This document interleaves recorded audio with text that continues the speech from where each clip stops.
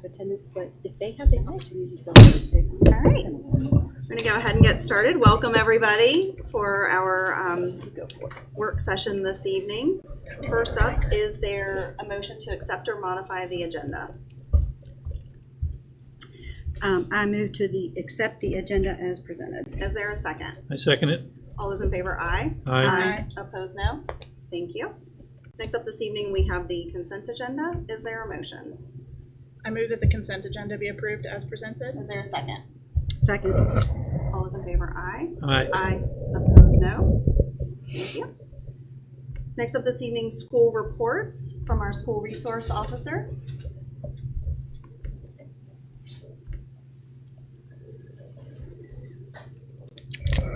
I feel like I haven't been up here yet this year, school year for this.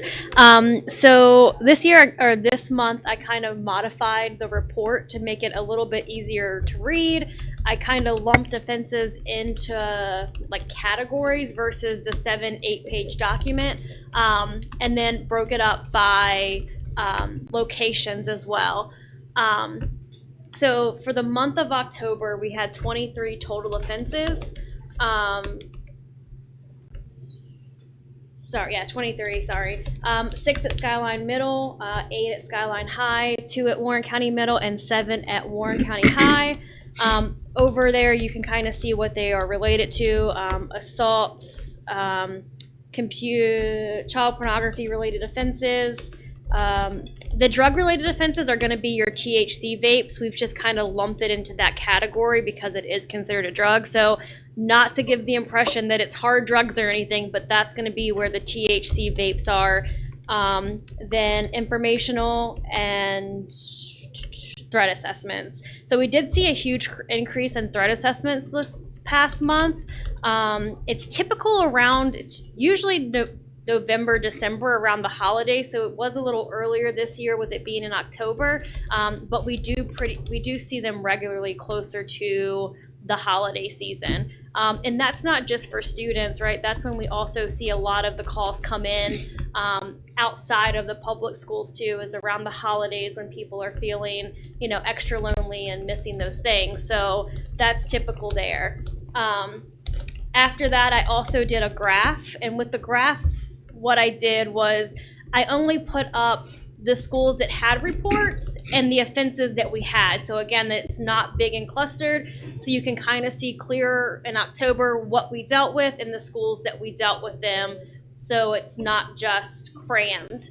So there you can see it's the assaults. That's going to be, of course, your fights and everything. Child pornography, that could even be like a solicitation type offense. The THC, we have seen a spike in those. Informational threat assessments, threats, and weapons offenses.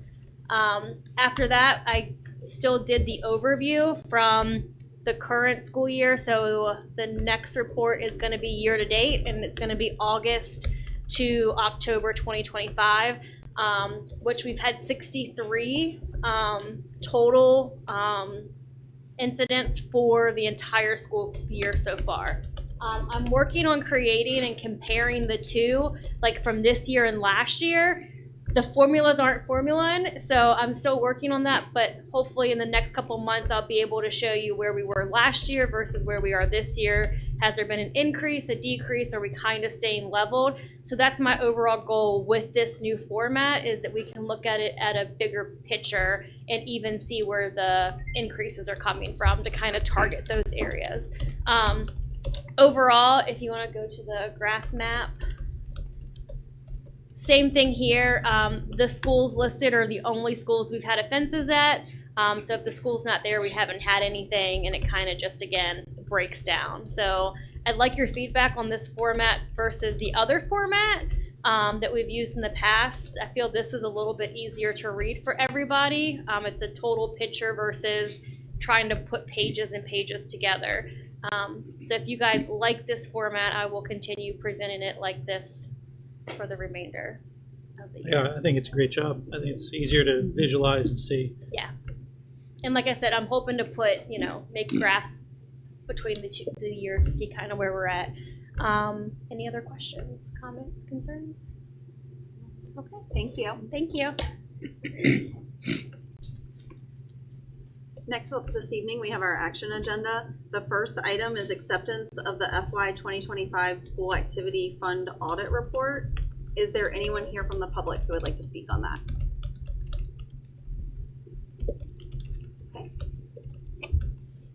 Mr. Valentine. Good evening. School Board Policy File DGC requires school activity funds to be audited at least once a year by a duly qualified accountant or accounting firm. Field work for this year, fiscal 25's activity fund audit, was conducted the week of July 13th this past summer, and the final report, which is attached and a part of this presentation, was issued by the auditors, the firm of Robinson, Farmer, Cox and Associates, on October the 2nd. A copy was sent to each school principal who is the custodian of those accounts and responsible for them. School activity funds are accounts that are not appropriated funds. They're held by the school and are anything from payment for fees and things like that, or fundraisers or whatever they might do there at the school, and can be used at the school for purposes that benefit that school. When you get to the high schools, the athletic funds become quite large because of gate receipts, things like that. That doesn't flow into the general operating fund. That flows into these school activity accounts, and that's what helps support our different programs there. A copy of each was sent to the principal and, of course, the superintendent, as is required by code. And we requested from the principals to come up with a corrective action plan if they had any findings or recommendations on their particular audit. Most all of our schools, all but one, I guess Ressie Jeffries did not have one, which is very good for them. The others, I would say, are pretty minor. They're procedural things. Maybe a receipt got misfiled and they couldn't hand it over right at audit time or something like that. I didn't see anything in there, at least, and they didn't raise anything that would make you be concerned about, boy, that money's not being handled well. I will say this, our bookkeepers who work for the principals there and take care of these funds, they take this very serious. And, anytime there's a finding, and let's face it, when auditors come in, they're going to find something somewhere, hopefully something insignificant, but they take it very serious and always want to try to correct these things. So be glad to answer any questions. We're really not asking you to approve it, but just to accept it so that there's a record that shows that it was presented to you and that. We're not asking you to approve the numbers in it or anything like that. I'll be glad to answer any questions you might have. Was the report on this any different or any more or less than prior years, or about the same? It's pretty much the same as in prior years, and in a number of cases we have new bookkeepers, and through the turnover and things like that, they're just not real familiar with everything, and that's probably where some of the misplaced receipts and things like that have come up. But I didn't see anything on here that we really haven't seen before in some form or another. And then when folks write down their corrective action they're doing, who approves that? Do we approve it? You approve it? The state approves it? Well, no, there's really not a formal approval process. Those would come in to me. We've asked for them. The superintendent would look at them also, and if it's reasonable and seems like it would address the problem, which the ones we've received do address the problem, we would go from there. Okay, thank you. Any additional questions? Is there a motion on this? I move that the fiscal year 2025 School Activity Fund Audit Report be accepted as presented. Is there a second? I second it. Any discussion on that? All those in favor, aye. Aye. Opposed, no. Thank you.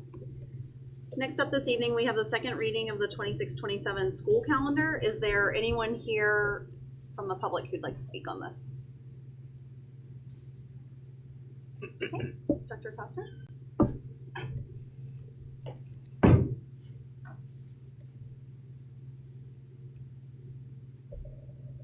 Thank you, Madam Chair, school board members. As you know, that policy ICID does require school board to establish a division calendar in accordance with the regulations. And as we have a calendar committee that's done their due diligence in trying to come up with 180 days and work in any which way possible to hear everything. This does come as a second reading. We are asking that it gets approved tonight so that we can get it out to our family members, our teachers, and also our coaches as they start to help prepare things for next year. So that's why we do bring this tonight to move the Warren County School Board approve the 2026-2027 school calendar as presented. Any questions for Dr. Costner? Is there a motion? I move that the Warren County School Board approve the 2026-27 school calendar as presented. Is there a second? A second. Any discussion on that? All those in favor, aye. Aye. Opposed, no. Thank you. Thank you, Dr. Costner. Next up this evening, we have a first reading of the policies updated by SBMA. And do I have anyone here from the public looking to speak on that? Okay. Dr. Costner.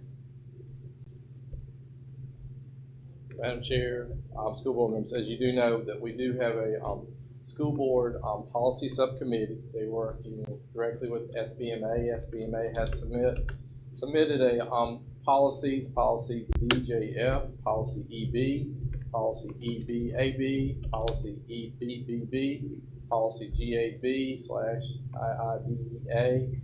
This is just the first reading of those, so there is no motion that is needed, but we did bring this in front of you to review. We are also at the central office having those policies that directly affect the department's review, just in case they feel that there's something else that needs to be added. Related but sort of unrelated. Is this the last chunk of policies that do either of you know, Ms. Lowell? I think we go till July 1st or something. I mean, No. the contract is I End of believe December. The contract Oh, ends. contract. Yeah, Oh, so for I was this, wondering. yeah. Mhm. Mhm. I think the contract ends December 31st. So we're checking to be sure that we've gotten all the policies that we were promised reviewed. Great. Can we have that update for the next meeting? Will we be able to have that? I think we can make that happen. We'll do our best. If not, I'll plead, beg for forgiveness and ask, but I will do our best. Thank you. He pleads very well. Questions for Dr. Costner? Thank you. Next up this evening, we have a first reading of the Warren County School Board Code of Ethics and Professional Conduct, and that is us. We have, well, is there anyone here from the public who'd like to speak on that?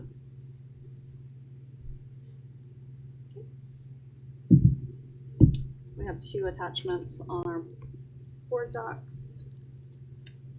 Thoughts from anybody?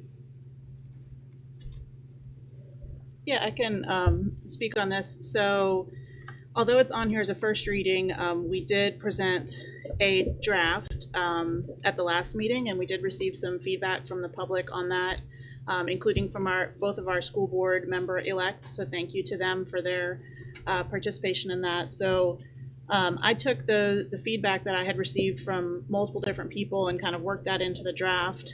And then Mr. McFadden took it and he kind of worked it into a more cohesive format, like an easier to follow format. So the version that we have tonight looks pretty different than what we had last time, but if you go through and look, he really took every single piece from the one before and just was kind of grouping them into sections to kind of, like I said, make it flow better, make it a little bit easier to read. So even though it looks different, the content is really taken from the other one. And then Mr. McFadden and I worked by email, kind of went back and forth on some revisions. And I won't speak for him, but I believe we got to a point where we're both happy with it. I know I'm happy with what's on here. Certainly still welcoming feedback on this version of it. The other piece that's new is the professional conduct section.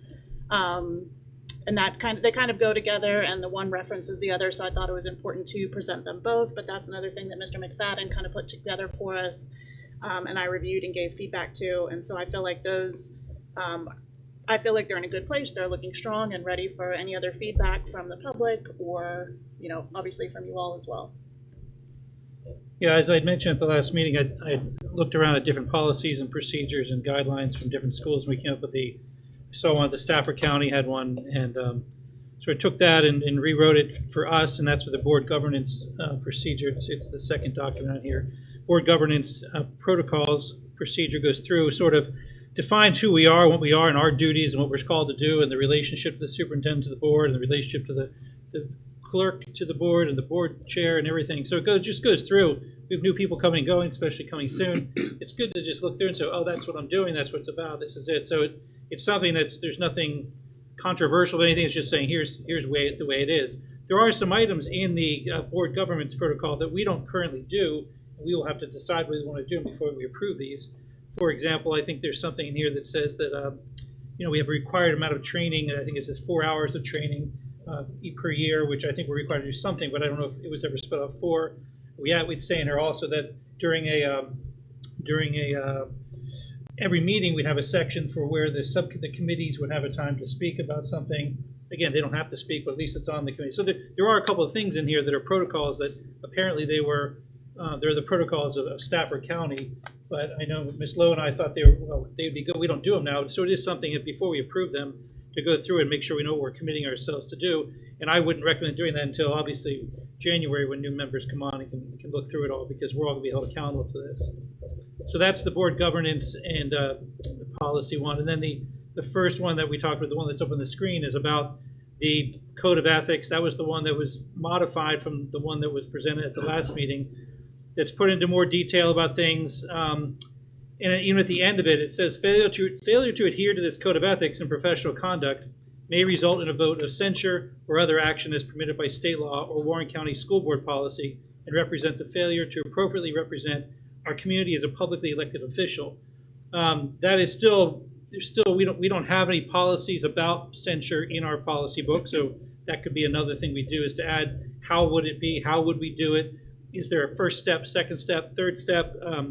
I know a school in Prince William County has one laid out. I don't know if it's laid out well, but they do lay out different, if this happens, here's the first way it happens, here's how it happens second way. So I don't know enough about that, but that is something that at least you could put in here to say, once we create a policy, then you'd be held accountable to it. So, and then the last part about this is we had a discussion about making this as part of policy, because we don't want it to be changing.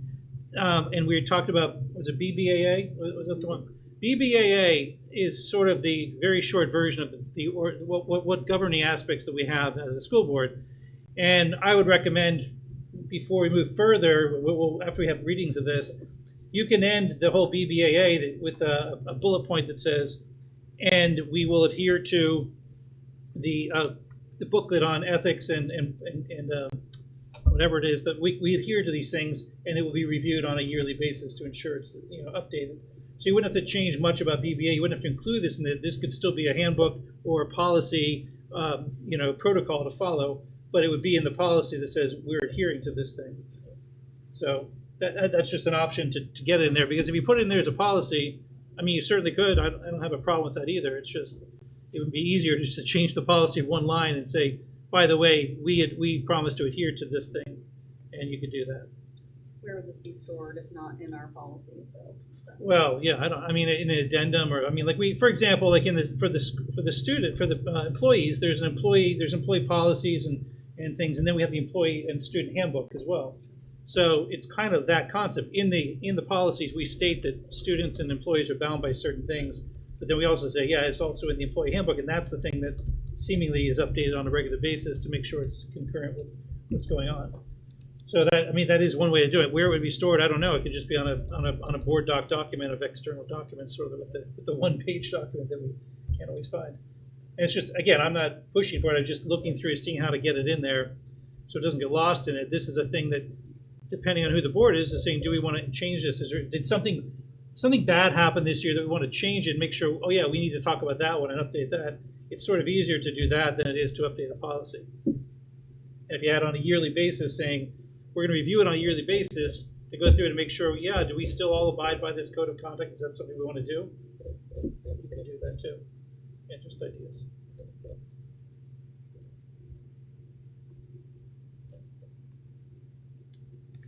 Other thoughts on it this evening? So is this considered a second reading? And then in December would be your third reading? I mean, I think it's fine because we have 2 new members. I'm fine either way.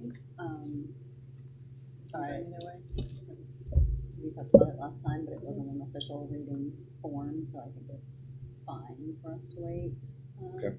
until January. I think one thing has been mentioned twice now, one by Dr. Costner and then again by Ms. Lowe and Mr. McFadden, the policy subcommittee, and I'm just saying it while we're talking about this. We don't actually have that officially, so I'm just sort of saying it so when we do our committees in January, perhaps that's something that we could make sure that we actually create and have going forward, because I think that does work well. So Yeah. instead of just referring to the subcommittee that doesn't really exist, we could have one. I think it was ad hoc this year. Yeah, but I So think we it's would make it working, official. right? I mean, we Yeah. did You it all because would we make were it doing official these if you want to. things. Right. Yeah, it would be nice when we do our committees at the beginning of the year to just. Yeah, have I that thought on it our went, list. I think it's worked very well.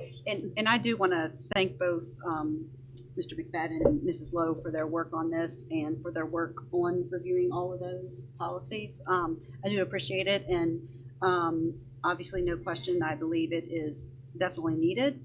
And I hope it will continue to move forward and be a part of this board's expectations. Thank you. Anything else on this? Okay. Next up this evening, we have authorization for school board chair to request the procedure and cost of rejoining the Virginia School Boards Association. This item comes out of our meeting earlier this month with a request, a board member request, and so we asked Dr. Martin sort of to investigate some of the information, what that would entail, what the costs are. And basically, we got an email back that said we have to submit a letter so that VSBA's board of directors could consider if they would allow us to be members in VSBA again moving forward if our board decided to do that. So this evening's item is basically asking the board if they want to approve the writing of this letter, asking VSBA for that consideration. Any comments? Say, how long, Dr. Martin, did they say how long it, like, once the letter is written, how long they would take to respond, or is this like a 2-month thing, or they're really busy, or bureaucracy? They really didn't, because this is the week that the VSBA has their annual conference in Williamsburg. So I reached out to the director, and this is what I got back. She's at the conference. I would hope that you would hear something. I think they meet monthly, so I'm thinking December you would have something. I can reach out again. Yeah, that makes sense.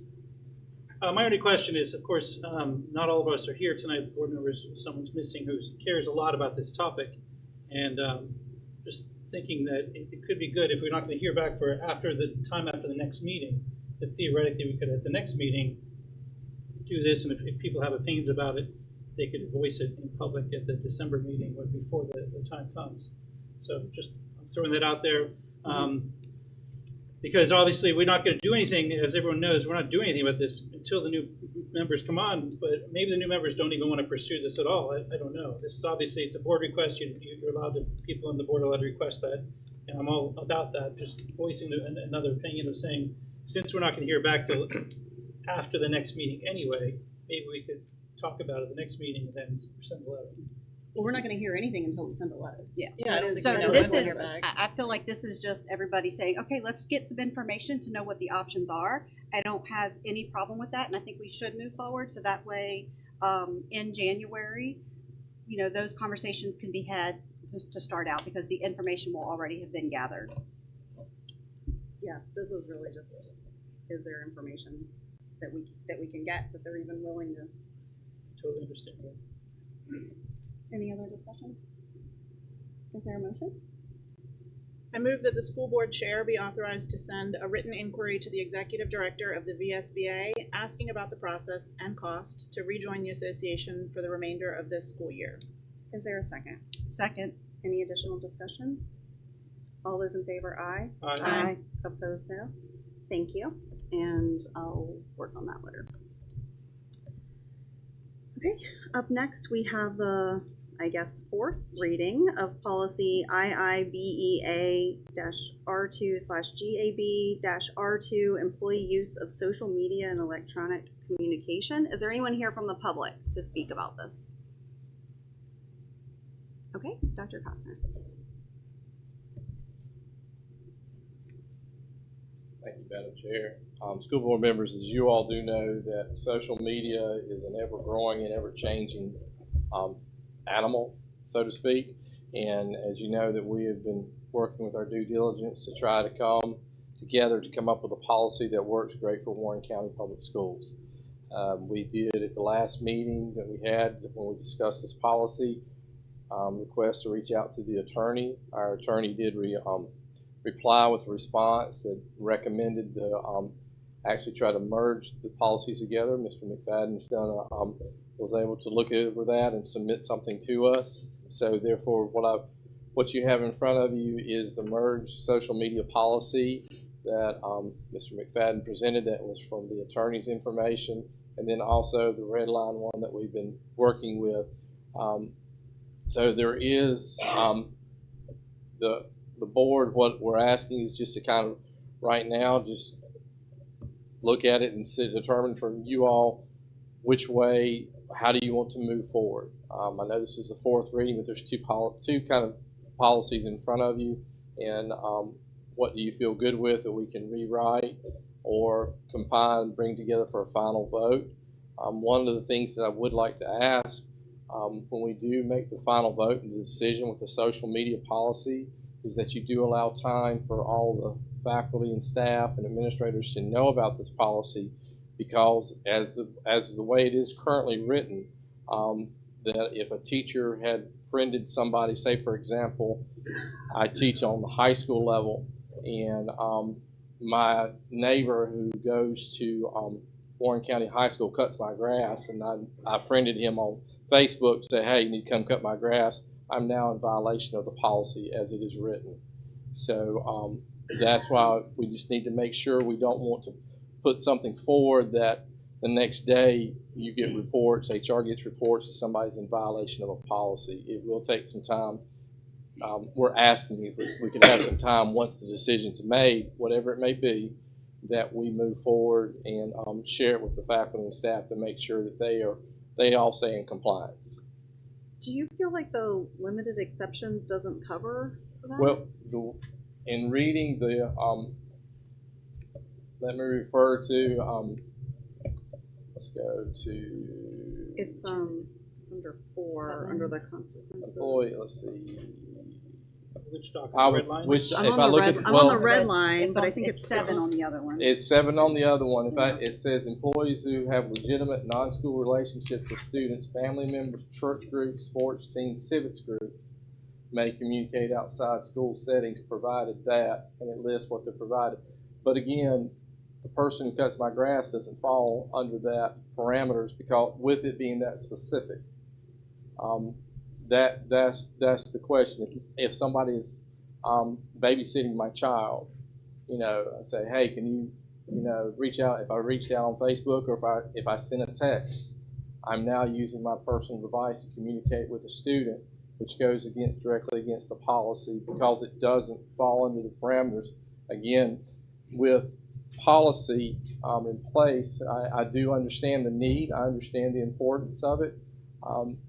But as I said earlier, it is an ever-growing, ever-changing. So I just want to make sure that whatever's decided, that we're able to make sure that we can communicate that directly to our employees so that they're not in violation. Well, on that number 7, if we took out the brackets, family members, church groups, sports teams, civics groups, and we said example, if you took that out and just said non-school relationships with students, then that would cover all those people. Mm-hmm. So that maybe that's throwing it off, saying is it only these people? If you just say, for example, Mhm. that would clear that up, because it does say, take out the brackets, it says, employees who have legitimate non-school relationships with students may communicate outside school settings, provided that, so on and so forth. So that would cover lawn care, babysitters, hair And I care. think those are two very good examples. I mean, if you Yeah. have a babysitter, you want to be in constant communication. Those are your children. You know, if your neighbor's mowing your lawn, I think those are very appropriate points of communication for outside of school. So I do agree, because that could be misleading. They might say those are the only four. I mean, and there could be other examples that we're not Yes, ma'am. listing. I mean, it's like one of those things, just like social media. There's always a new platform, so there could be another platform. You know, they could come over and read to my elderly grandmother every afternoon and sit with them. So I think we do need to give our employees that respect as adults, to be able to tell the difference. Is that the biggest issue that you had, or biggest Well, conflict you That saw? was one of the items that was brought to our attention, and it does, because it does mention when we go.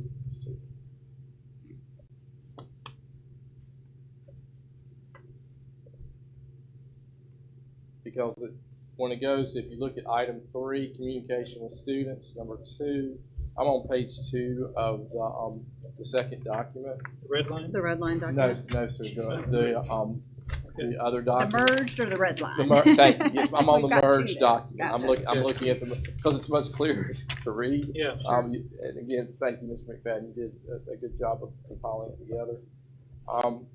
Communication with students, prohibited use. It says employees shall not communicate with students through personal social media accounts or personal private messages platforms. So when it says that, and then it does have a limited exceptions on number 7, we may need to put a reference to the limited exceptions. Mhm. If not, the policy conflict. Kind of, yeah. Sure. And so it could cause a problem, because someone could then again turn around and say, you know, that you have used your social media incorrectly. So we could add in except as described in section 7 or something. Yes, ma'am. Yeah. Yes, ma'am. That would be something that could possibly put on number 2. Yeah, that'd be Yeah, great. I think that would. I also saw in number 2C there, A and B both say with students, but C doesn't say with students, so it looks like it's just at all. And so I feel like maybe we want to consider adding with students to C, just so that we're not overly limiting what our employees can do, you know, with Yeah, non-students. good- I don't think good that's the point. Good intent, catch. so maybe Right. add students to that section. Correct. Yeah. And I would also say, I certainly would welcome feedback from our employees, from our principals, whoever else. So please, you know, if you're hearing this, feel free to reach out or send your feedback to Dr. Costner and he can relay it to us. And I would also love to hear our attorney's feedback on this. I don't feel like we've gotten a lot of feedback on this policy, even though we're on the 4th reading, but I do think it's very impactful to our whole staff. So I'm a little unsure why it's been so quiet. But again, if you're comfortable sending it to us, send it to us. If not, send it to Dr. Costner. He'll remove your name and tell us what it is. But I do think I would love to hear more feedback specifically from our employees and our attorney, as well as anyone else in the community, parents, students themselves. We haven't heard a lot on this one. Yes, ma'am. And I think we want to say, and none of this is meant to be a witch hunt for anybody. It's meant to just protect our students and our employees. So it's meant to just make sure there's something in writing so that there's no bad things happening, and so that everyone knows what's going on. So that if someone's like, "Oh no, I texted someone, I shouldn't have done it," it's not. That's not the policy. Isn't to hunt people down for doing the wrong thing. It's to just make sure people are aware of what they're allowed to do and what they can't do. Correct. And I understand that, and I think a lot of folks do understand that. The sad thing is that there may be someone that may be looking for something specific and could create an issue for someone who doesn't deserve it because they did. Because on the other side of that, you may have a student reach out to a teacher via text to say, "I'm in a bad place right now. I don't know what to do. I need help." And the teacher's going to go, "Well, then can I text this person back and violate policy? Or can I reach out to this child?" And I would say almost everyone's going to violate policy and try to help the child. I mean, that's why we're here. but I would hate for that fear to be placed in someone's mind. So I just want to make sure that we're careful and cautious with that. And again, with the faculty and staff feedback, from the administration's feedback, I think that could be very helpful. I do agree. A question that I had, and I haven't certainly spoken to everyone, but for different advisors and coaches that do overnight trips, I mean, we just approved one this evening. They do use their personal devices, their cells, to text students while they're maybe 12 hours away. So the only part that I get a little bit stuck on that I think could be read a little too deep is in that on the merge document 3.1, where it says employees may communicate with students electronically only for legitimate educational purposes and only through WCPS approved communication channels.